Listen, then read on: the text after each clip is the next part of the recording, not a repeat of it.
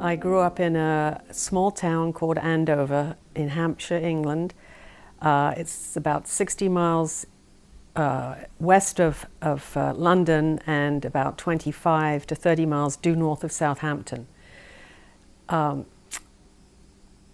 My family did not come from there originally. My father moved there for his employment. He was an accountant, a trained accountant, but he worked for local government, and he was the treasurer of the town that we moved to. Myself and my two brothers, one older, one younger, Peter and Michael, we all went to school there. And in fact, Michael was born there. He was born there in 1952. And we lived there my entire life. I went to school there and stayed there.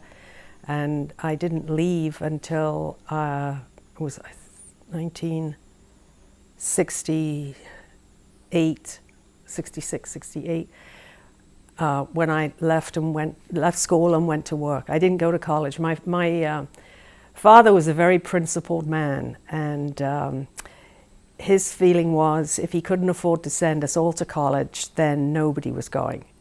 So my older brother was already out working in banking, and I had worked for this company called Marks and Spencer, which is a large national retail company in England, and I had worked as a Saturday assistant when I could. I think I was like 15 or 16 when I was able to work, and I worked on Saturdays, and I just loved retail.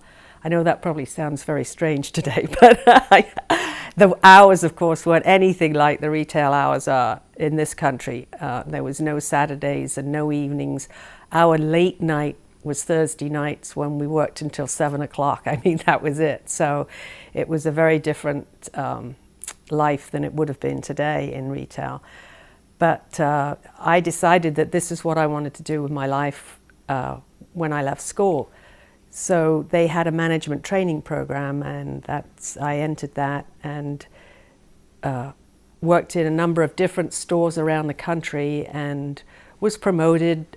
And over, I think it was 4 or 5 years, I finally became, well, again, then was called a manageress. The manager was kind of in charge of the store and the function of the store and the merchandise and the display and all that kind of thing.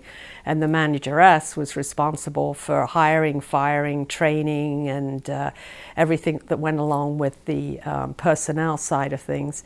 But I also was responsible to help him with displays and how, the numbers and so on. So, I was sort of under the manager overall, but I shared a lot of the responsibilities that he had as well. So that was my career until I came to this country. Doing that work.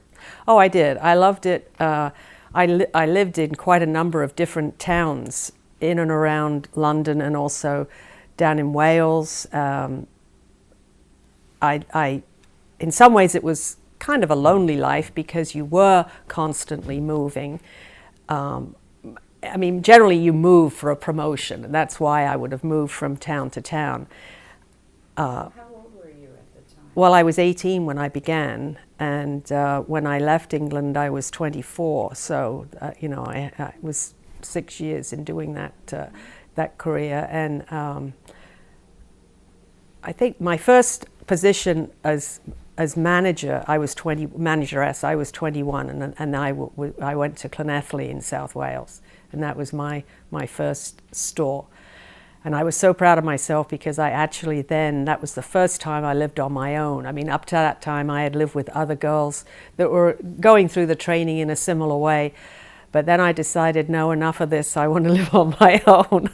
I was pretty independent, and my parents never, I want to say mollycoddled. I don't know if that's a word that people would understand, but we were treated, and we were expected to be mature, and we had, by most standards, we had a very strict upbringing. My parents were very intense chapel. I wouldn't even say church, chapel goers. and religion was a very big part of their life and ours.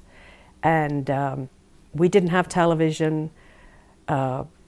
We read from a very young age, and I can remember going to the library. The three of us would go to the library with my mother and get, I don't know, 3 or 4 books at a time. It was a weekly trip, and that was a big part of our lives. And we did listen to the radio. My father, his entire life was absolutely fanatical, I have to say, about classical music. I mean, in fact, my father passed away in 2011, and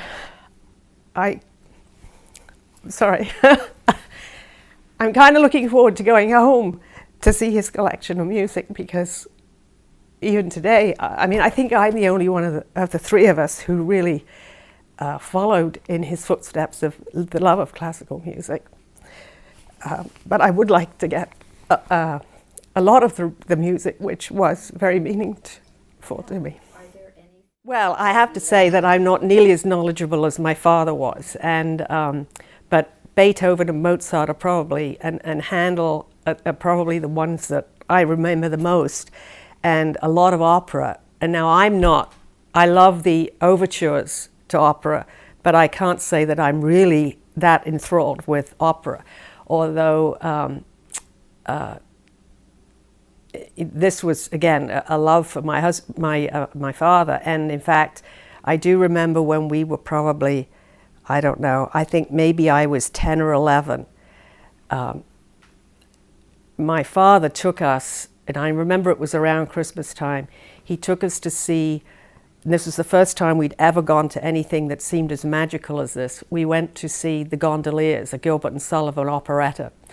And the three of us were just absolutely flabbergasted and amazed at being introduced to something like this at such a young age. And of course, at that time, people dressed, and this was,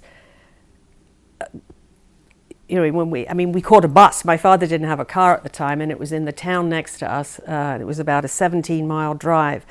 And of course, we were all decked out in our Sunday clothing kind of thing, and we went to see this operetta.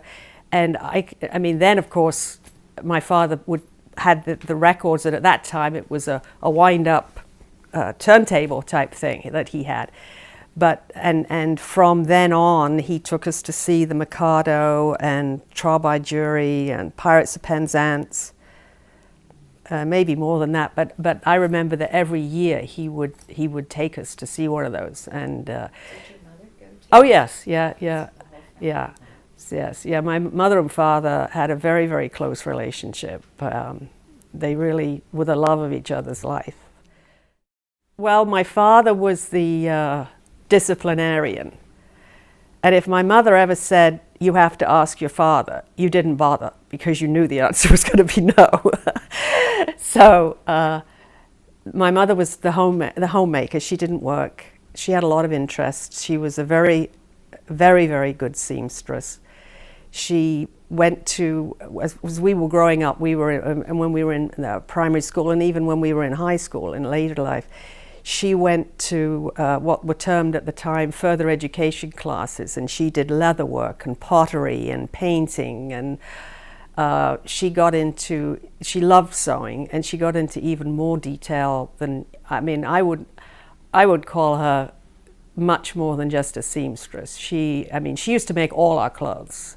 In fact, we didn't realize at the time how lucky we were, because it used to be, oh, can't I have something bought? Who wants all these homemade clothes? But in fact, the homemade clothes were much better quality, and much, obviously the fabrics were beautiful and lasted a lot longer than anything that would have been bought. Would have been bought. She also knitted. And of course in England we wore a lot of sweaters, and she made all our knitwear as well.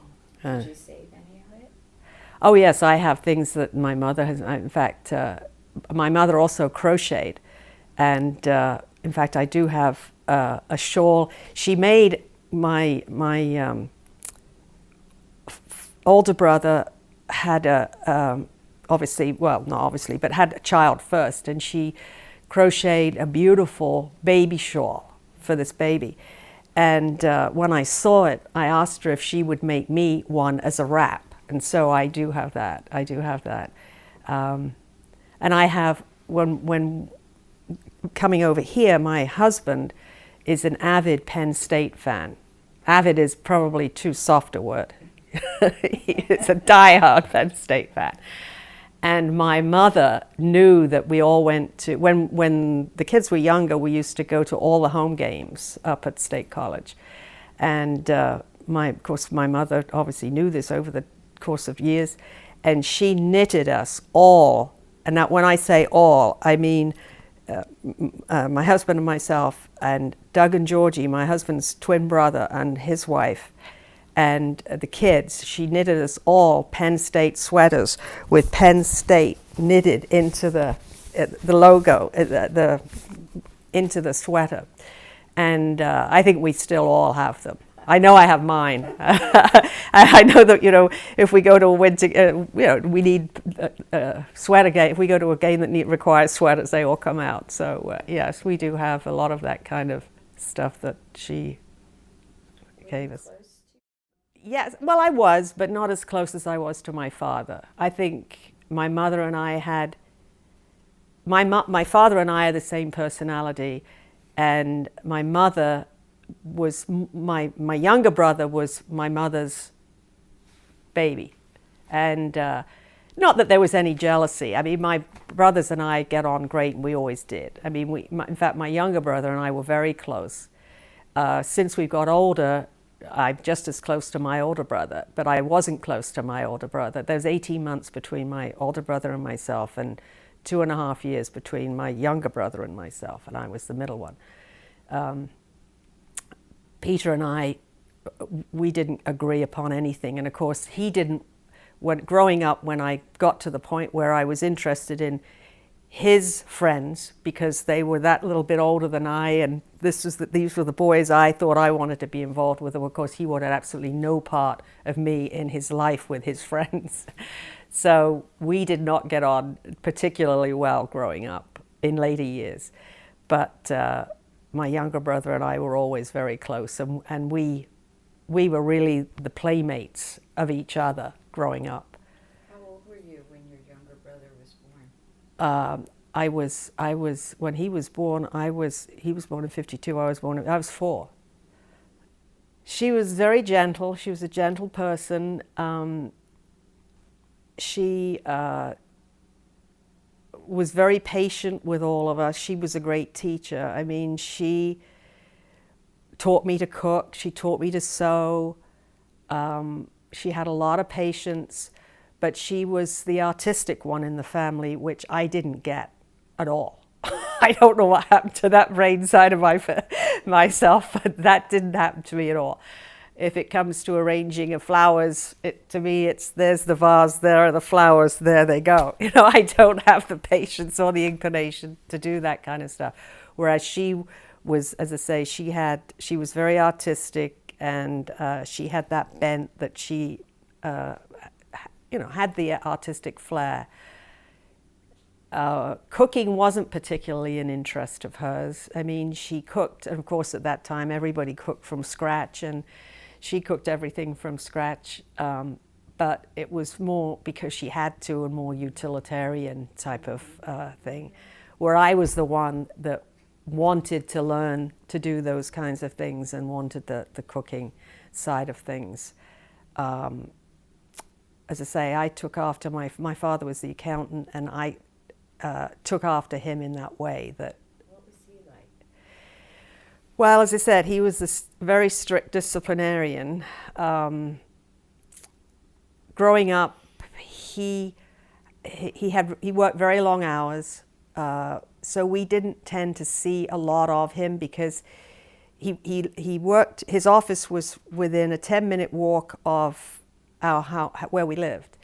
So he would come home every day for lunch. Because we had school meals and we stayed at school, and so our main meal was always at lunchtime. And so my mother cooked for my father every lunchtime.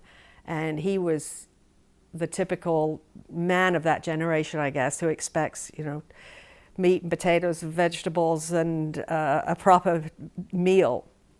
So she cooked lunchtimes, and then in the evenings he was always home around, I don't know, 5:30, 6 o'clock. But he had an awful lot of evening meetings because he was employed by the city, but he would have to go to council meetings an awful lot. And our town was when we were growing up, our town was very involved in something called London Overspill, which was trying to get fat people and businesses out of London, because it was the time when the smog and the industry in London was getting very bad, and so they were trying to get industry out of London. And my father was very involved in all of these meetings to attract businesses into the town that we lived in, into the area we lived. So he worked long hours, and so because of that, my mother really ran the house, but he was always, as I say, the disciplinarian in the background kind of thing. And he was strict. I mean, I had long hair, and I had it in pigtails, and I wasn't allowed to have my hair cut until I think I was about 15 years old. I had to wear it in pigtails. And I remember one, we had school uniforms, which was typical in those days.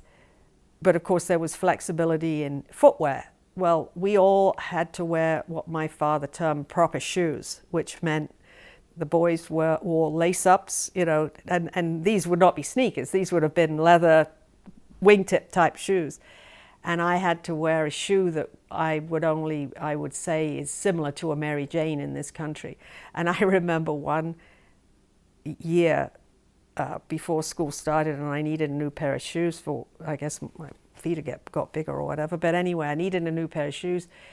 And I remember that I had convinced my mother that I could have a pair of what she would have called a slip-on. So it didn't have a tie or it didn't have a buckle, and it was a much more hip shoe for the terminology, if you want. But as I say, somehow or other convinced my mother that this would be okay. But it didn't. It wasn't okay. And when we got home, my father took one look at this pair of shoes and made my mother take me back and get the traditional Mary Jane type buckle shoe. So yeah, he was very, very conservative, and he had a hard upbringing. His father died when he was a child. His father died of diphtheria. I think he was about 2 years old at the time, and he had a sister who was a couple of years older than he. But my grandmother, I mean, by today's standards, I think she probably would be called emotionally challenged. But anyway, she was a very highly strung woman, and I don't, you know, I think it's one of these things that family secrets that you really don't know the whole details about what happened and why. But he ended up in a boarding school for orphans. And he used to go home when they had school holidays, but the rest of the time he was at this boarding school. And from everything that he's ever has told us, I think it was a pretty grim place. And this is actually where he found his love of music. His history teacher introduced him to classical music, and he would say that this was kind of an escape for him. And then, of course, during the war, he was in Italy and North Africa and Italy, and that again must have been a very hard thing for him, because he was a conscientious objector. He refused to fight on religious grounds, and so he and my mother were kind of ostracized in the town where they lived. But he did go in the service. He said, I will go, but I will not fight. And he was in the Royal Army Medical Corps. And basically, my father only ever told us a few funny incidences of what happened. And my mother never talked about it other than to say that basically he was picking up the pieces on the front lines. And, you know, so he had a very hard life, both before and during the war. And I think that probably was the reason why he was the way he was. He was very much of a loner, and he and my mother, I mean, I used to feel sorry for my mother in later years because she was a very gregarious kind of person, and she would have liked to have had more friends. But my father was such a loner that he was totally uncomfortable in social situations and would avoid them almost at any cost. In the churches that they belonged to in the course of the years, my mother would get involved with some of the women's groups, but my father was a regular churchgoer, but he didn't want anything to do with the social side of life. And I would say in all the years that I knew my parents, they had a few social friends, but nothing like we do or most people would. They were their own best friends. They really just survived that way, which I think was sad in the long run because my mother died in 2002, and my father didn't die until 2011. And, you know, he was alone for a long time. And really alone. I mean, my brothers and their wives, of course, were around, but they didn't live where my father did. When I first came over here, I was married previously, and I came with my first husband. He was offered a job over here, and I can remember my father. I mean, we thought this was like the best thing that ever could have happened to us. I mean, I just was completely overwhelmed when we weren't married at the time. We were engaged to be married, but we weren't married. And when he came, What year was that? we came over in 1972. So this would have been, we came over on Thanksgiving Day of 1972 was the day we flew over. Not that we understood what Thanksgiving Day was, but at the time. But we came over that day, so he was probably told in maybe January that he had been offered the position over here. And I remember just being so excited and thought what a wonderful opportunity this was. And of course, my father's only really experience with any Americans had been during the war, which obviously wasn't very uplifting because, I mean, I think the phrase was because of the way women in England would go crazy about the Americans, because of course they had the silk stockings and all the luxuries that nobody had. So I think the little verse that they used to say was, "What's wrong with the American men?" It was like oversexed, oversexed, over something else, and over here. That was what was wrong with the American man. So that was my father's experience, I guess, with Americans. And his first reaction when I told him that we were coming over here, that my ex-husband had accepted this job, he said, "Well, don't expect me to come." He did not see it as a challenge. Well, now that changed. Originally, we were over here on a 3-year contract, and when the first 3 years was up, we mutually extended the contract, and then eventually we got alien immigration status, and we're resident aliens. So they used to call us. I don't know if they still call us that, but that's what they were called then. And but my older brother Peter and his wife came over. I think the second year we were here, and then my parents came over the next year. So they did come over, and then they came over on a rather regular basis.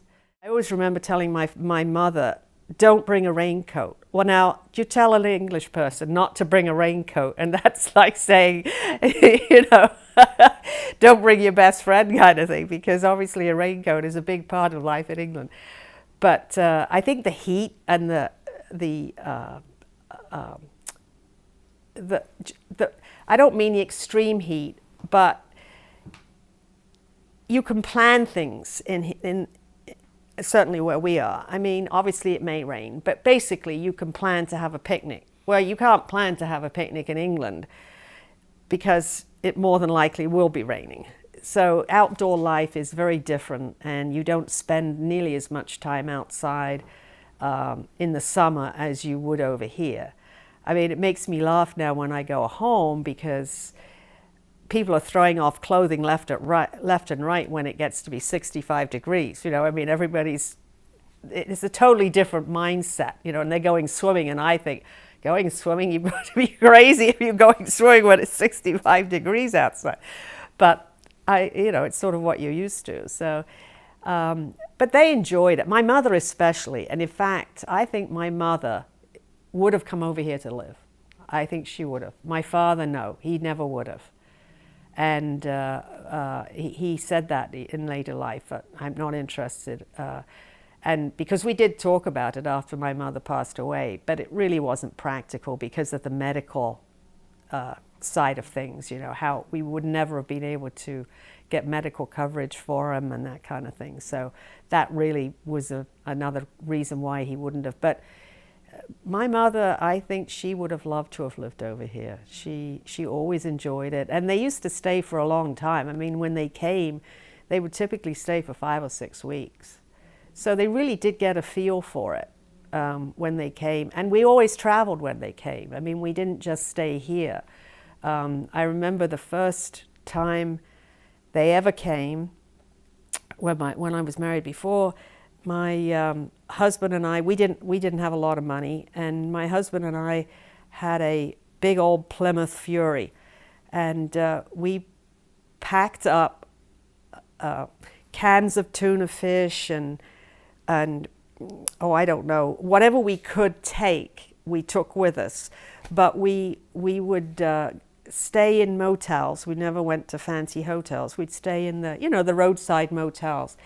And we would make salads and have sandwiches and so on. I mean, we did go out to meals occasionally, but for the most part, we couldn't afford to. So we just would make meals in the hotel at night. And but in fact, that reminds me of I think maybe we were on the road, it was the first or second day, and we thought that we'd stop at, I don't know whether it was Hardee's or Wendy's or what it was, but it was a fast food place. And this was totally strange to my father and mother, but more to my father. I mean, the thought of picking up food with your hands was completely beyond him. And I remember ordering in the, you know, first of all, the ordering was enough to throw him for a loop completely because, you know, you had to stand there and make up your mind what you wanted and order this thing. And of course, he'd never even, I don't think he'd even eaten a hamburger at that point either, much less with his fingers. But then to be faced with the thought, you know, he said to me, well, where's the cutlery? And I said, no, Father, you're going to have to eat this with your hands. And he was absolutely amazed that this was what you had to do. So I think that was probably the one and only time he ever ate a hamburger in America. So it was pretty funny. But that first trip that we took, we drove, I mapped it all out ahead of time. We didn't make reservations or anything, but we mapped it all out, and we went down to Williamsburg and Yorktown and Jamestown, and then we went on down the coast, and we got all the way down. We went to I'm not sure which islands, Jekyll Island and Amelia Island, and we just wove our way all down the coast, and then we came up and we came inland and went up to Gatlinburg and the Smoky Mountains and Nashville, and came up the Skyline Drive and through Washington and back home. And I think we were gone for like 3 weeks, but it was a wonderful trip. I mean, we I love history, and so it was something that was very, very interesting to me, and something that we had not done. So yeah, they enjoyed coming over and continued to do so until I think the last time they came was '96. And my mother was physically challenged by that time, and she couldn't manage the traveling. My father loved to walk. My father was a walker, and well, actually, he was a walker and a hiker. I mean, and the way they lived in the last 20 years of their life after he retired, they hiked along. I mean, the ocean side there is cliffs. I mean, it would be more like California, and they took lots of long walks, but they loved Scotland, and they used to travel up to Scotland and go on. They used to climb mountains. In fact, my father got to the top of Mount Everest with Mount Nevis, and much to my mother's chagrin, she did too. But she always swears that was the beginning of the problems that she had with her legs. And so my father always said, well, Ben Nevis, that's not Mount Nevis, Ben Nevis was the highest mountain in Scotland. And he always said, well, you didn't have to come with me. And she always used to be adamant about, yes, I did, because I had to make sure you'd get down again okay. So I mean, they weren't rappelling or anything like that, but it's it's hiking up very steep walkways. And it took them all day long. I mean, it was a long walk. And but she ended up with what was finally diagnosed as peripheral neuropathy, but it was basically disintegration of the nerve endings. And she got to it happened in her hands and in her feet, so her feet would drop, and she ended up having to wear braces on both her legs to support her. And she, in the end, she really wasn't able to do anything that she enjoyed doing. She could no longer sew, she couldn't cook. Well, she did still do the cooking, but she couldn't do a lot of stuff. So in that way, we were lucky, because my father, after she passed away, because my father had been doing so much in the house. I mean, he did all the washing, he did the cleaning. He did a lot of cooking, so he pretty much was able to take care of himself after she died. But she was really handicapped in late life, and I felt sorry for her, but she never complained. And she always she was a homebody in a lot of ways, so she used to say, well, if it had to happen to either one of us, it's good it happened to me, because she didn't mind not being able to get out and not being able to go places. Whereas my father, even though he didn't like to leave her for long periods of time, he still liked to go out walking, and he'd go out walking on his own and still did that kind of thing. But then when her end of life came very quickly. She had a perforated bowel. She just woke up one Sunday morning with tremendous pains. And of course, like a lot of women, she didn't do anything about it right away. And it wasn't until late in the evening that she realized that this was something serious. And the town they lived in only had a cottage hospital. And so they had to take her by ambulance to a town that was probably, I don't know, 30 miles away. And by the time she got there, they think that she had had a stroke or some kind of trauma to her body as well. So they did operate, and she didn't get infection from from the bowel. But she never came out of it, and she died 3 weeks later. So it was very traumatic for my father. Were you there? I went over, yes. My father called me, and I didn't go over right away because they didn't realize how serious it was right away. But I was there with my father for 2 weeks before she passed away. And they had this agreement that each of them, if it happened to either one of them, they would have one resuscitation. and then no more. And so, in actual fact, it was a Sunday. My older brother and my father and I, and my older brother's wife, we were at lunch, having lunch, and we're going to go and then visit with my mother when my brother got the phone call that she had had a heart attack, and they resuscitated her, but she passed away that afternoon. They told us that she wasn't going to make it, which was a blessing, because and I'm glad she went as quickly as she went, because my father was absolutely devastated. But she could never have come home. Mentally, something had happened.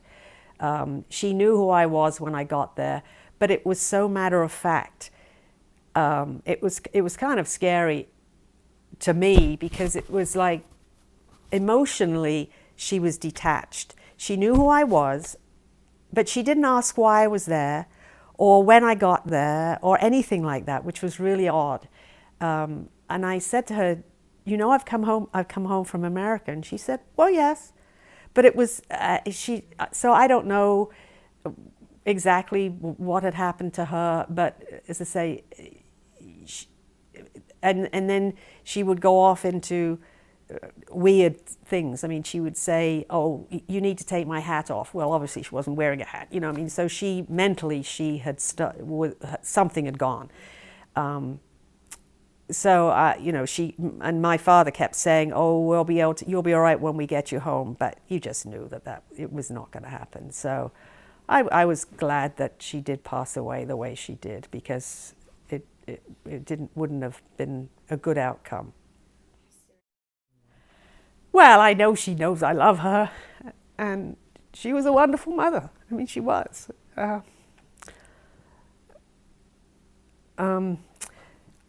mean, I know that both my brothers probably would say the same thing, that my parents were both very strict with us growing up as children. There were lots of things we couldn't do, or weren't allowed to do. And but looking back, and I have said this to both of them since, that we were very lucky that we did have such a strict upbringing, because it gave us such a great grounding, morally and spiritually, and that's part of who we are now. So, even though at the time we resented, I think, because it was almost like, if anything's fun, we won't be allowed to do it kind of attitude. But we realized why they were the way they were. And when I say they were strict, it was almost like we were in the Victorian age as far as what we could do and what we couldn't do. I mean, partly it was that and partly their religion. But, we weren't allowed to, on Sundays, Sunday was for church. You could sit quietly and read, and every afternoon we'd go for a walk if it was nice out as a family. But you wore your Sundays, we had Sunday clothing. And you wore your Sunday clothing all day long. And you certainly, I can remember just feeling guilty when my father was over here as a married woman. If Don said, I'm going to the movies, I would say, oh, don't tell him you're going to the movies, it's Sunday. That's not something that you would have been allowed to do, So, and playing cards. I'm not talking about anything like poker or anything like that, just cards. You couldn't play cards on a Sunday. And we never did play anything that it was always just fun card games that we played as kids. It was never anything serious. But, and I can remember when we would go to see my grandparents, my mother's parents lived in along the south coast of England at the shore. And my father's mother lived on the northeast coast of England on the shore. Southeast coast, southeast on the shore. And our holidays when we were growing up would be we'd go and spend 2 weeks with one grandparents and then 2 weeks with the other. And we didn't have a car, so that meant trains, and that was always fun because we enjoyed that. But my mother's father was also a very strict disciplinarian. I mean, he made my father look like he was Mary Poppins, you know what I mean? He was really strict. And Sundays there were exactly the same, and to the point where, I mean, we used to get so upset as children because we weren't even allowed to go to the beach on Sundays. And we would go for a walk, and we would used to be so upset because if it was a nice day, we would go down and we'd walk along what we used to call the promenade, which was the boardwalk to Americans. And we would be all dressed up in our Sunday bests and have to walk along the boardwalk, and here we are looking at everybody else on the beach in swimsuits playing and all the rest of it. We weren't allowed to. So it was definitely different.